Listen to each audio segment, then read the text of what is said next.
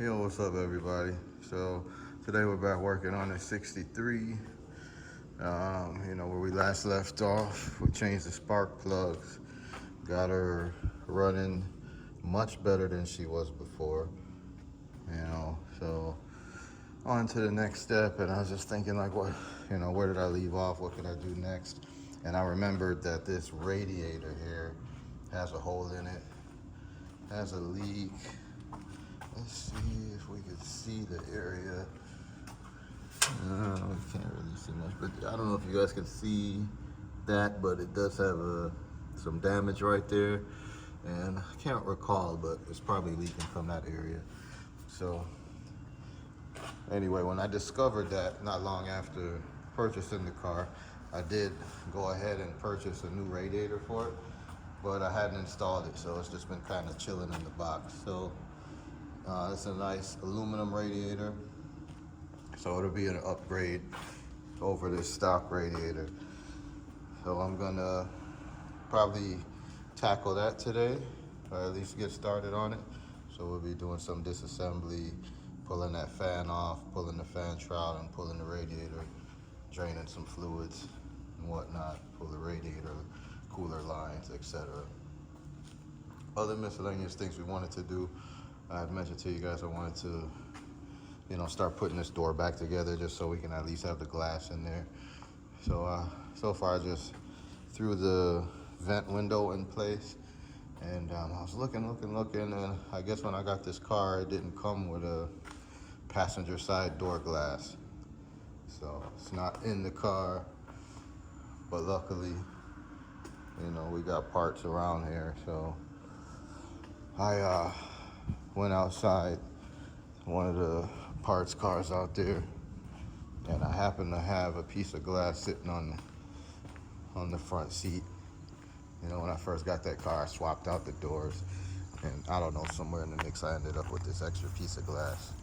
It was all dirty, so I just sprayed it down with some stuff, and I'm gonna clean it up. It looks like it's one of those factory tinted glasses, but it doesn't matter to me right now. I just want glass in there in the event that I want to stick the car outside for whatever reason. I don't have to worry about stuff, easily getting access to the car. So yeah, so I'll clean up that glass a little bit more.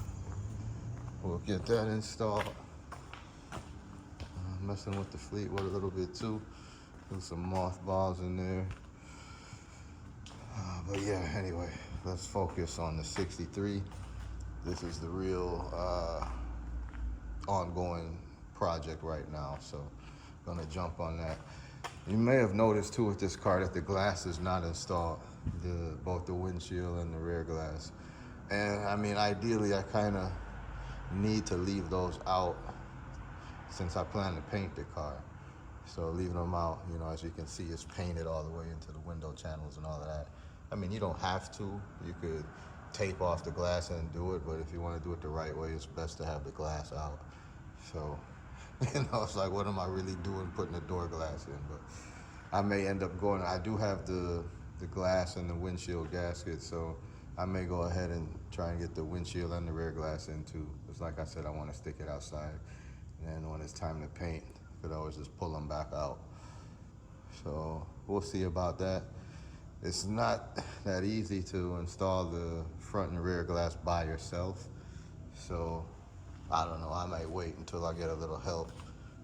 But I do have the gaskets, one of these boxes here in the car, or two of those, probably those two smaller boxes. But yeah, so that's just a quick update. I'm gonna jump on the car here, get cracking, get some work done, and I'll jump in here and there and show you guys a little bit of what we're doing, and if nothing else, you'll see the final product. So stay tuned. Motor City Customs. Yeah. All right, guys, here we have it.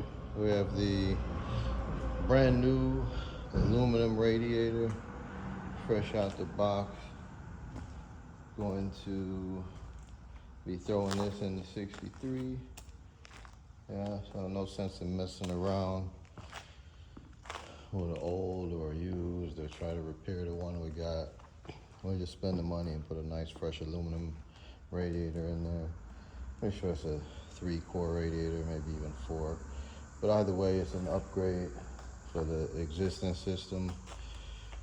Now I'm gonna get to work on pulling out the old damaged unit and getting everything ready for the new unit to go in. Yep, slowly but surely she's starting to come together. So hang tight, and when we come back, the new unit should be in place. So there we go, guys. Draining out the old coolant. What little coolant is still left in the radiator. Yep. That's step 1. So we have the radiator cap off to help that drain a little bit better. So hang tight. Once we get her all drained, we'll disconnect the hoses, transcooler lines, cooling fan, and the fan shroud.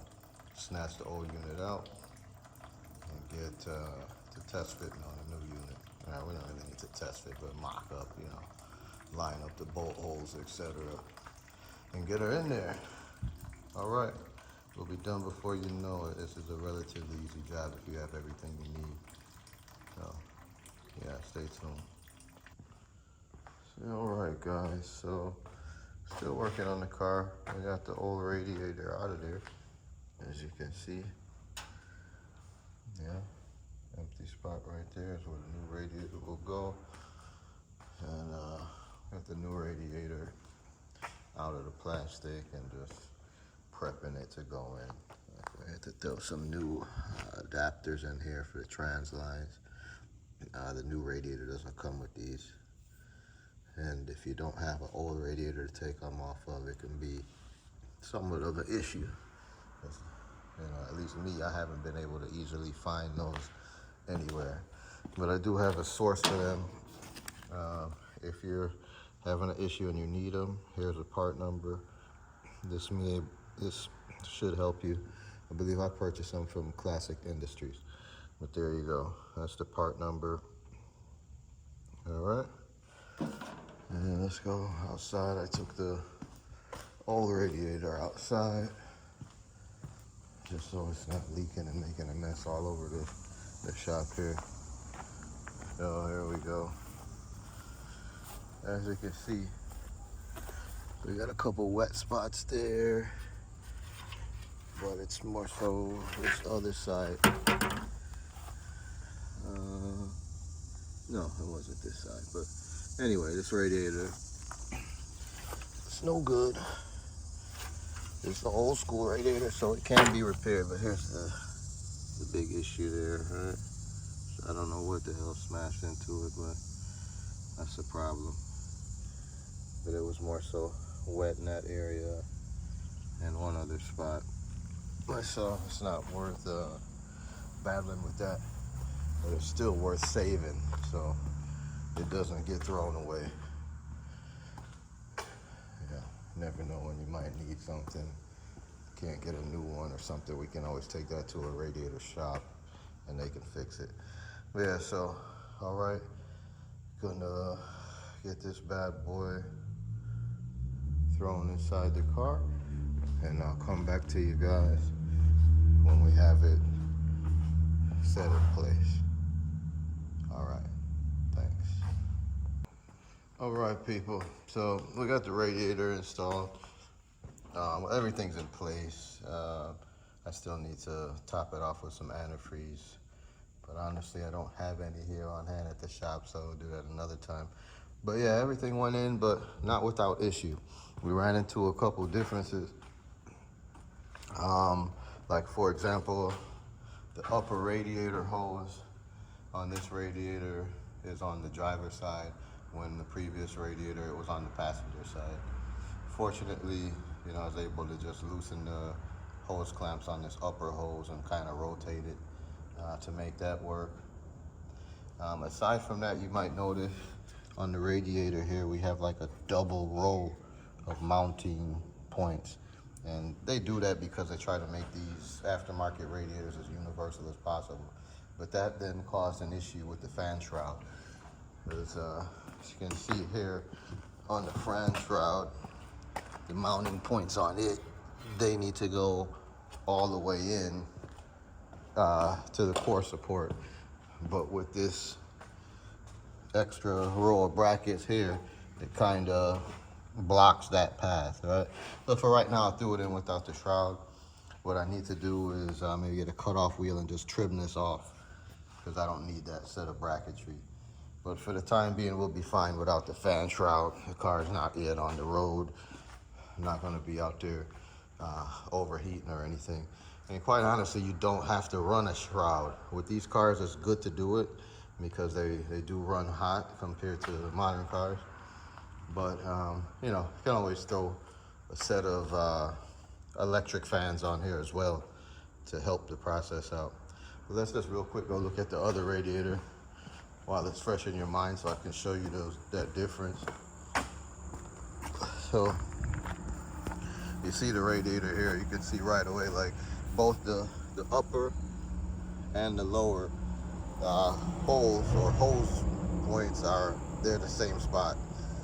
So that's the difference on the other one, right? The upper radiator hose is on alternating side. So no big deal, we got over it, you know. So that's that. Like I told you guys, it wouldn't really be that big of a job, but nonetheless, I want to show you guys what I was doing. Fuel filter, I did find that I had another one laying around here in the shop. It's slightly different, but no big deal. It'll splice right in. So I'm gonna eventually change that because you can see this one looks dirty as hell, right, from all that previous bad gas. So I'm gonna be doing that here in short order. And I found that I have some chrome valve covers too, so I might throw those on the motor too, but we'll see. I mean, that's really just a cosmetic thing. It's not gonna really give too much other than a little more bling bling under the hood. And at this point, you know, we're not really trying to go too crazy with the bling bling. We just want to have the car mobile, and then we're gonna start getting cracking on the exterior, the very slight cosmetic work that it needs. I mean, the big thing it needs is paint, but in the meantime, we're gonna get going on the body work for these lower quarters on both sides. That's what we'll be doing. So that's that side, and that's the other side. And I guess it needs a little bit of work right there in what they call that dog leg area, but it's all minor stuff. So I'm gonna do that. You guys may notice I got this far with the glass. I found that I was missing a couple pieces that I need to 100% put it together. So for now, I just threw it in the window channel, and it's good enough for now. So that's where we're at. That's the update, people. Appreciate you coming along on this journey, and stay tuned. We're gonna keep working on the car.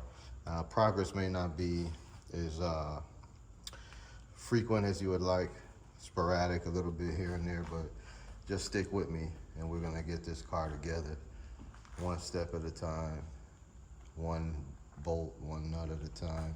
We're gonna get this bad boy together. So yeah, that's it. Thanks for being here. I hope you enjoyed the content. Please remember to like, share, and subscribe. Motor City Customs out.